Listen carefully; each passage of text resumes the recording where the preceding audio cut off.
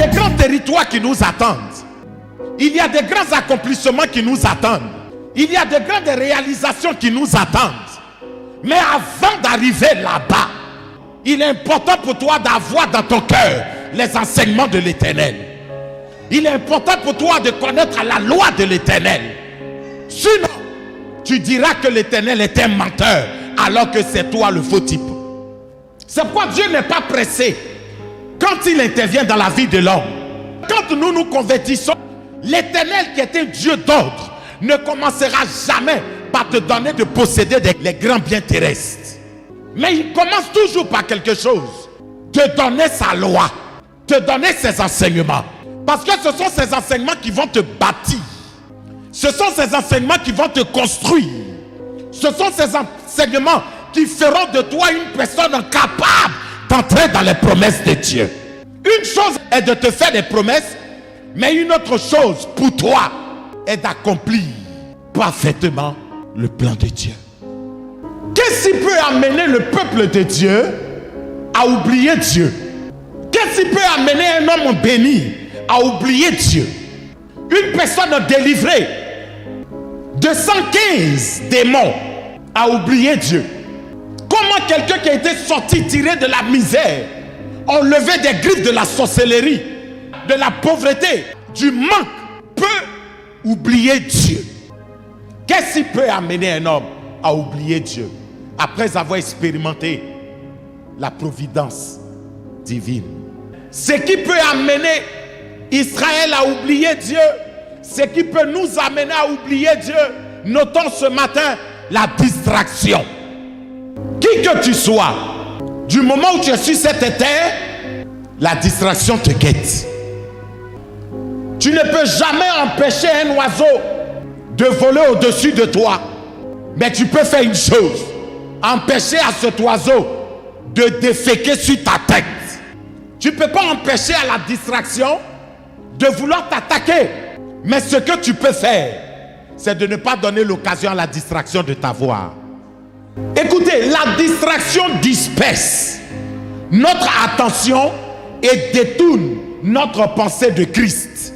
L'esprit de l'homme s'attache à Dieu plus facilement sans distraction. C'est pourquoi regardez en 1 Corinthiens 7, le verset 35, Paul va dire ceci: je dis cela dans votre intérêt. Ce n'est pas pour vous prendre au piège, c'est pour vous porter à ce qui est bienséant et propre, à vous attacher au Seigneur sans distraction. Parce que la distraction finira par nous éloigner du Seigneur. La distraction te rapproche de quelque chose, mais pendant que tu te rapproches de cette chose, tu t'éloignes souvent sans le vouloir du Seigneur. Je suis en train de parler à des chrétiens ce matin. La distraction s'oppose à la passion. Notre attention nous attache au Seigneur, mais la distraction nous détache de Christ. La distraction conduit à la séduction et non à la connaissance de Christ. Donc chaque distraction crée un accident. Or l'accident peut être mortel. Un cœur séduit est un cœur fragile. La distraction, c'est le détournement. C'est le manque d'attention habituelle ou momentanée aux choses dont on devrait normalement s'occuper, mais l'esprit étant absorbé par un autre objectif. On dit un homme est distrait parce qu'il ne fait pas ce qu'il doit faire. Il fait autre chose. Et je vais dire à quelqu'un ce matin, la distraction n'est pas positive. Faites attention. Si nous n'avons pas un esprit de discernement et un esprit de modération, la distraction finit par nous emporter. Aujourd'hui, plusieurs ont échoué dans les études parce qu'ils ont été animés d'un esprit de distraction. Vous allez voir qu'il y en a qui ont été licenciés, il y en a qui ont été renvoyés. Ils ont perdu leur poste parce qu'ils sont distraits. Ils ne sont pas focus sur l'objectif. Ce qu'on leur demande de faire, ce n'est pas ce qu'ils font. Ils font autre chose. La distraction, c'est se détourner des consignes de départ de Dieu. Aujourd'hui, les gens misent plus sur les loisirs. Ils misent plus sur les distractions. L'église est distraite. Tout le monde veut se distraire. Parce que le diable sait que c'est là-bas qu'il peut détourner notre attention de l'objectif principal. Or, l'objectif principal, c'est Christ. Et comme synonyme, la déconcentration. Vous ne pourrez pas donner le meilleur de vous. Quand vous êtes déconcentré dans quelque chose, vous ne serez pas performant. La dispersion, on a encore la diversion, l'inattention, la négligence et l'oubli. Nous avons plusieurs types de distractions. Il y a ce qu'on appelle les distractions mentales. Ça touche nos pensées. Plusieurs sont détruits aujourd'hui parce que leurs pensées ne sont pas recadrées. Vous avez un objectif. Il faut recadrer tes pensées sur l'objectif. Deuxième, on a ce qu'on appelle la distraction physique. Ça, c'est l'extérieur. Frère, aujourd'hui, l'un des meilleures distractions, c'est les écrans. On parle des téléphones portables. On parle même de la télévision. Les téléphones sont une grande distraction aujourd'hui pour ce monde. Combien sont les femmes qui ont brûlé le riz et la sauce à cause de la distraction des écrans? Et je vais vous apprendre ce matin que certaines femmes ont été chassées du foyer à cause de ça. Vous allez trouver des personnes, la maison est sale. Quand tu demandes, non, je n'ai pas eu le temps. Mais ils ont plutôt eu le temps de se tenir devant l'écran téléviseur. Ils ont eu le temps d'être sur leur téléphone. Vous savez, aujourd'hui, les passes internet, c'est moins cher. Mais vers la fin, c'est votre temps qui passe. Et là où le temps passe, en réalité, les objectifs qui devraient être accomplis, vous les avez oubliés. C'est la distraction. Est-ce que vous savez que Satan n'a pas toujours besoin d'utiliser des hommes et des femmes pour vous attaquer, pour vous faire tomber? Mais nous avons dans nos maisons acheté des objets pour notre propre chute. Ce qui est en train de tuer ta vie de prière là, c'est ce que tu as acheté toi-même. Ton téléphone, ta télévision. Tout ce que nous voyons, tout ce qu'on nous présente aujourd'hui, c'est quoi? Ça excite la chair. Les affairages, ça excite la chair. Mais en réalité, c'est des distractions. Regardez encore le piège au niveau de la télé. Plus vous regardez certains programmes, et moins vous avez envie de prier. C'est très facile pour un homme d'avoir son téléphone à main, l'utiliser pendant 3 heures, pendant 5 heures. Mais difficile pour le chrétien de prier ne serait-ce que 30 minutes. Lorsque nous prenons les écrans, ça je vais attirer un peu votre attention. Tout ce que nous voyons, certaines émissions viennent déconstruire ce que Christ a mis en nous. Ça vient déconstruire la morale, la sainteté, la pureté. Vous ne verrez pas aujourd'hui un film sans qu'il y ait des lesbiennes dedans, des PD dedans, des adolescents qui s'amourachent, des scènes de nudité. Mais ça vient déconstruire la morale. Et ils sont en train de nous faire accepter ce qu'ils sont en train d'établir depuis lors. Où va le monde? Dites-moi, où va le monde? Oh my goodness! Le monde se trouve entre les mains des méchants. Et ils sont en train de transformer le monde. Mais une transformation qui va contre les lois de Dieu. Et beaucoup de chrétiens ignorants, qui ne cherchent même pas à connaître la loi de Dieu, acclament ça. Ils approuvent ça. On va où? Et le rôle de l'église, c'est de mettre le doigt sur ces choses qui ne vont pas. Rétablir l'ordre. Le rôle du chrétien, c'est de réfuter ces mensonges du diable. Ton rôle, c'est de dire non à l'apostasie, non à l'impureté, non au mensonge, non à la distraction. Troisième point, la distraction spirituelle. L'église est en danger. Les freins de l'église ne tiennent plus. L'église aujourd'hui en Côte d'Ivoire n'a pas bon frein. Il y a un câble qui a pété. Ou bien il y a de l'huile de frein qui manque quelque part. Aujourd'hui dans l'église, il n'y a plus de modération.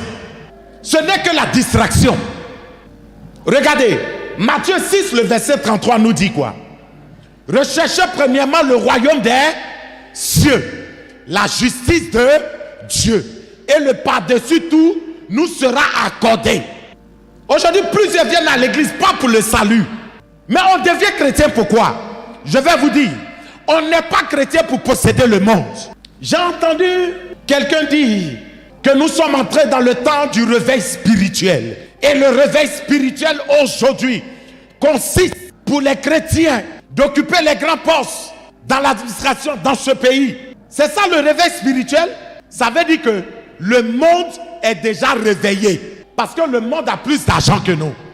Le monde occupe les grands postes avant nous. Et mieux même que nous chrétiens. Écoutez, le réveil spirituel, c'est quand une localité, une église, une nation est convaincue de son péché. On n'est pas obligé d'être chrétien avant d'avoir de l'argent. Le monde a plus d'argent que certains, même si des chrétiens en ont. Mais c'est pas ça le réveil spirituel. Tout ça, on appelle ça la distraction.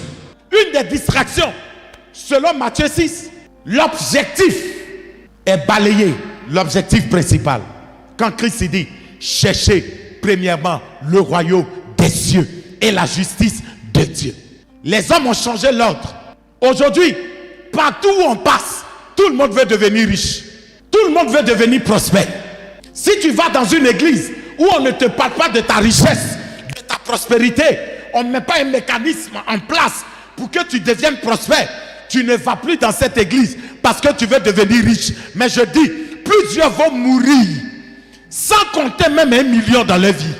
Plusieurs vont mourir et ils iront en enfer. C'est là qu'ils comprendront qu'ils sont entrés dans la séduction. L'église est dans la séduction. On a des bishops séduits, des pasteurs séduits, des prophètes séduits. Quel est le message que nous prêchons? Aujourd'hui, on vient à l'église, mais on ne peut plus nous parler de la sainteté, de la consécration à Dieu. Mais on nous parle plutôt de notre position sur terre. Tu mourras sans connaître cette position. Parce que ce n'est pas ça le plus important pour Dieu. Recadrons les choses. Sortons de la distraction. L'église aujourd'hui ne prie pas. Quand je parle de la prière, frère, si on a donné un temps de repentance, tu te retrouveras avec ta femme et tes 2 responsables qui te respectent.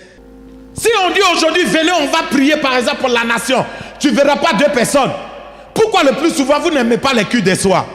Même souvent venir à l'église, c'est compliqué pour vous. Vous êtes dans la distraction. Prenons un peu l'exemple des premiers chrétiens. Ils vont à l'église, pas parce qu'ils veulent devenir riches, pas parce qu'ils veulent travailler, pas parce qu'ils veulent avoir des millions, mais ils vont pour connaître Dieu. Ils vont pour adorer Dieu. Ils vont pour chercher Dieu. Où est l'église aujourd'hui? Si le thème proposé n'est pas un thème qui satisfait ta chair, qui soulage ton ego, tu ne viens pas. J'ai dit, plusieurs vont se retrouver derrière les barreaux spirituels. Votre mission, c'est de faire perdre le troupeau. Un troupeau qui ne vous appartient pas, mais qui m'appartient à moi l'Éternel. Mais qu'avez-vous fait? Vous avez égaré ce peuple. Aujourd'hui, plusieurs sont égarés. Pourquoi? Parce qu'on a des leaders qui sont distraits. Je vais vous dire une chose, une remarque. Regardez un peu au début, quand on sentait l'odeur de la pureté, de la sainteté dans l'église. Après chaque programme, on demande qui veut donner sa vie au Seigneur, qui veut se réconcilier avec Dieu. Parcourez un peu nos assemblées. Qu'est-ce qui se passe? Je parle à nous tous. Aujourd'hui, quand on finit un programme, on dit apportez, venez s'aimer pour que Dieu puisse vous élever. Venez apporter l'argent pour que Dieu puisse vous visiter. Apportez l'argent pour que vous ayez une position. C'est la distraction. Et des leaders sont en train de distraire le peuple. Ils conduisent le peuple à l'abattoir. Quelle est la qualité de la vie chrétienne aujourd'hui? Quelle est la qualité des chrétiens? Frère, quelle est notre qualité? Est-ce que quand nous sommes quelque part, des hommes nous envient parce que nous respirons Christ, nous les inspirons Christ? Non! Ça fait que les freins de l'église ne tiennent plus. Dans l'église, on a des avortements et ça ne dit rien. L'adultère, ça ne dit rien. Le vol, des truands à l'église, des escrocs à l'église, mais ça ne dit plus rien. L'église est en train de perdre le contrôle de tout. Regardez ce qui se passe aujourd'hui. Quand je vous dis que nous sommes dans un monde distrait, je touche un peu la musique. En temps normal, un cantique qui est chanté pour l'Éternel te donnera envie de chercher l'Éternel. Mais souvent, regardez un peu. Mes ennemis verront que tu ne m'as pas abandonné. Mes ennemis sauront que tu es puissant. Tout le reste qui suit là, c'est quoi? C'est le jeu d'instruments. Il y a des chansons aujourd'hui, quand tu écoutes, ça ne peut même pas te donner de dire à toi la gloire, Seigneur. Oh, il y a des cantiques là. Quand tu écoutes, depuis ta position, même quand tu es dans un baka, tu as envie d'adorer Dieu. Vrai ou faux? Tu as envie de chercher Dieu. Même dans le bas, tu veux te repentir. Parce que la chanson parle. La chanson parle de Christ. Mais aujourd'hui, on ne parle plus de Christ. Hein? L'église, elle est dans la distraction. Et puis, qui vous a dit que quand quelqu'un décide de bien marcher avec le Seigneur, il est privé de tout bien? Qui a dit ça? Quand quelqu'un s'engage à honorer Dieu, qui a dit qu'il sera privé de tout bien? Au contraire, il aura la bénédiction qui n'est suivie d'aucun chagrin. Regardez encore un signe pour montrer que nous sommes dans la distraction. La guerre entre les hommes de Dieu. C'est la guerre entre les églises. Mais on est distrait. Est-ce que c'est l'objectif pour lequel Christ nous a mandatés en tant que serviteurs, en tant qu'église? Le monde, c'est l'amusement. Et quand ils sont fatigués de s'amuser et qu'ils veulent se reposer, ils veulent retrouver leur repère. Il y a un seul lieu, une seule adresse, la maison de l'Éternel. C'est là-bas qu'ils doivent trouver refuge. Mais quand ils viennent, si c'est les mêmes amusements que le monde pratique, ça veut dire qu'on a échoué. Quand on se retrouve dans la présence de Dieu, c'est pour devenir meilleur. C'est ça. Mais quand on ne devient pas meilleur, c'est qu'on est dans la distraction. Comment on peut lutter contre la distraction dans notre vie? Premier point, c'est s'imposer une rigueur et une discipline personnelle dans tout ce que nous faisons. Un homme qui n'est pas discipliné ne peut pas devenir disciple de l'Éternel. Et troisième point, pour lutter contre la distraction, il faut s'attacher à ses priorités.